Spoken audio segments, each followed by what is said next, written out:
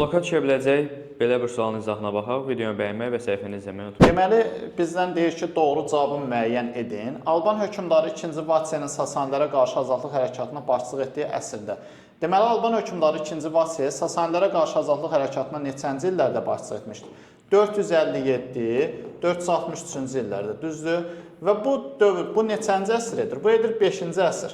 Daha sonra həmin əsrdə deyir, Qərbi Roma imperiyasında nə baş veribdir? Ağ-Hun dövlətində nə baş verib? Qərbi Roma imperiyası neçənci illərdə mövcud olub? 395-ci ildən 476-cı ilə qədər mövcud olub. Və Ağ-Hun dövləti neçənci illərdə mövcud olub? 4-cü əsrin ikinci yarısından 567-ci ilə qədər. Bizdə deyir ki, rəsmi olaraq iki hissəyə parçalanması.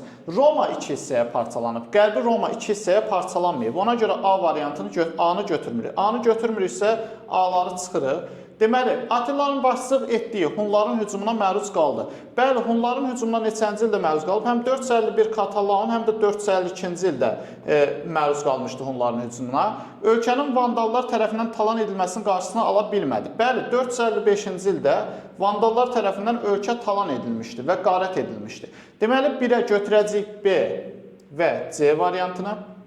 Ağ-Hun dövləti Məzdəkilər hərəkatının yatırılmasında Sasanilər dövlətinə kömək etdi.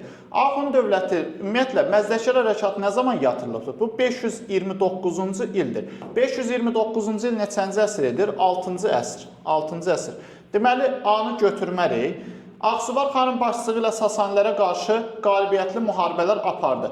Ağsuvar xanın Sasanilərə qarşı müharibələri var idi. Ağsuvar xan neçənci ildə hakimiyyətə gəlmiş? 430-cu ildə və hətta 5-ci əsrin ortalarında yürüşü var idi Sasanilər üzərinə. Həmçinin 484-cü ildə Mərv yolu üzərində Heratı tutmuşdu. Deməli, bu olacaq 5-ci əsrə və Göytürklərin hücumu nəticəsində süqut etmişdi. Göytürklərin və Sasanilərin hücumu nəticəsində süqut etməsi 567-ci ildir. Bu da edir 6-cı əsr.